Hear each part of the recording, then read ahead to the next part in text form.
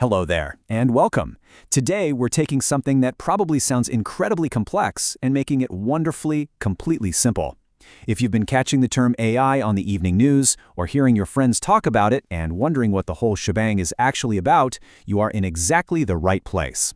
This explainer is actually part 6 of a fantastic 10-part tutorial titled Generative AI Safely and Effectively, a Friendly Guide for Older Adults. Our main goal today? To make this technology approachable and accessible for absolutely everyone. I promise you, regardless of your past tech experience, even if you've never used a computer for more than emailing your grandkids, by the end of our chat today, you are going to feel empowered and completely ready to explore. Okay, let's dive into this. It's important to know, right off the bat, that everything we're looking at today comes directly from the expert research at Virtualization Options, LLC.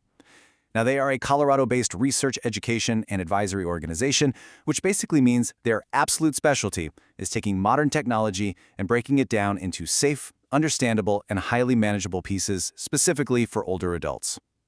Knowing this information comes from such a dedicated and trustworthy guide means you can just go ahead and relax your shoulders. Seriously, take a breath. You are in very safe hands with the material we're covering today.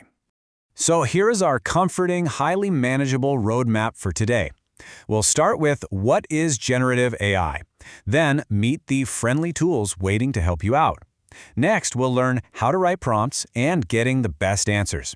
And finally, we'll wrap up with staying safe with AI, just taking it one easy step at a time. All right, let's kick things off with Section 1. What exactly is generative AI?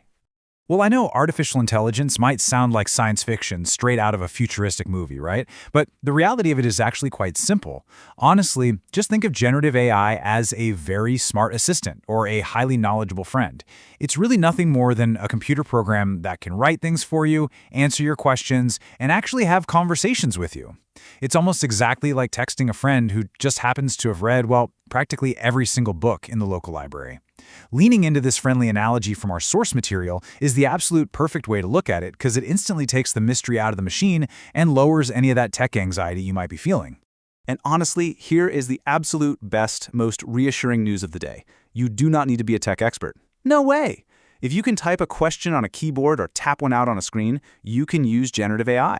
You don't need to know coding, you definitely don't need a computer science background, and you don't need to memorize any thick, complicated manuals. All it really requires is a bit of curiosity and some basic typing skills. The system is actually designed to be patient and enthusiastic right along with you. Moving right along to Section 2, meet the friendly tools.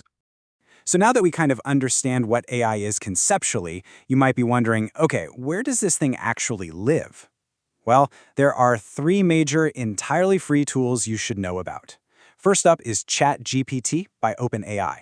This one is excellent for having long back-and-forth conversations, answering deep questions, and helping you write things. Then there's Gemini by Google, which is incredibly convenient because it's already built right into Google Search and your Gmail. And finally, there's Microsoft Copilot, built directly into Windows and programs like Microsoft Word. The really amazing thing here is that depending on the computer or tablet you're currently using, you might actually already have access to these tools without even realizing it. And you know, no matter which of those 3 tools you choose to explore first, they all work the exact same way. You just type a question and you get a friendly answer back in plain English. It really is that reassuringly simple across all platforms. You don't have to learn a whole different language or confusing interface for each one. Once you understand the basic concept, you have the confidence to use any of them. Okay, on to Section 3, how to write prompts. Now let's look at exactly how to talk to these tools to get what you want. You are going to hear the word prompt a lot when people talk about artificial intelligence, so let's just provide a clear, jargon-free definition right now. A prompt is simply your question or your request to the AI. That's it. It's just whatever words you type into the little box on your screen. Knowing this terminology should make you feel empowered. A prompt is literally just your side of the conversation. I absolutely love this analogy from the source material. Think of a prompt like placing an order at a restaurant. Imagine you walk into a diner and just say to the waiter, "Food." Well, the chef won't have a clue what to make you. But if you ask for a cheeseburger, medium well, with a side of crispy fries, you are going to get exactly what you want. The more clearly you describe what you want, the better your meal, or in this case, the better your answer is going to be. And this brilliantly illustrates that exact point.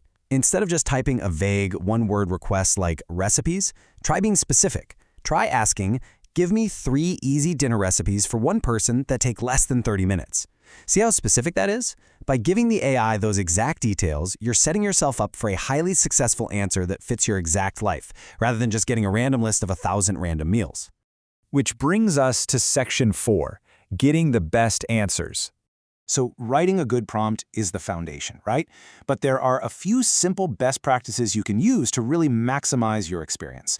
Let's walk through this incredibly clear 3-step process. Step 1, set the scene. Basically tell the AI who you are. The tutorial uses a great example here.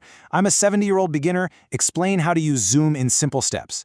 Giving it that context, it's like magic. Step 2, ask for a specific format. Like telling it to give me a numbered list so the answer is easier to read. And step 3, refine as you go. Look, if it's not quite right the first time, just ask it to change the answer. It's a two-way conversation. Now, what's really interesting about this is that the AI is infinitely patient. If the first answer it gives you is a bit confusing or maybe a little too technical, remember that there are no mistakes here. You haven't broken the computer, I promise. You can just type, "Hey, can you explain that again, but much more simply?" You can ask as many follow-up questions as you need until the answer makes perfect sense to you. And finally, Section 5, staying safe with AI. Just like locking your front door or, looking both ways before crossing the street, there are a few essential safety guardrails we need to put in place when using this stuff. First up is data privacy. Many AI tools actually save your chats to help improve their systems over time. Because of this, you should treat every conversation as if it could be read by others. The absolute easiest way to remember this without getting bogged down in intimidating tech jargon is simply this. Don't type anything into an AI chat that you wouldn't feel comfortable writing on a postcard for the mailman to see. Next, we do need to quickly talk about scams, because, unfortunately, scammers sometimes try to pretend to be AI assistants. But here are the easy red flags to watch out for. Urgent requests for money, promises that seem way too good to be true, and intense pressure to act immediately. If you ever see these warning signs pop up on your screen, don't panic. Just close the browser window entirely. Just exit right out. Then give a family member or someone you trust a quick call if you feel unsure about what just happened. So the crucial point here, the absolute non-negotiable safety rule, is this. Legitimate AI tools will never ask for your social security number or your bank details. Never. Just like a reputable bank is never going to call you up and ask for your PIN, a real AI assistant will never ever need your sensitive financial information or your personal identity numbers. Just memorize that one rule and you will navigate these tools safely and confidently. And that brings us to our final question for the day. Are you ready to keep learning? I really want to conclude by congratulating you on completing this explainer today. You are now armed with the real knowledge of what generative AI actually is, exactly how to talk to it using great prompts, and how to protect yourself safely while doing it. Honestly, by taking the time to go through this, you're already way ahead of the curve. The entire wealth of human knowledge is basically sitting there now, just waiting to have a conversation with you. So what long-lost hobby, fascinating historical mystery, or brand new skill will you uncover today? Go ahead, dive in, and have some fun exploring.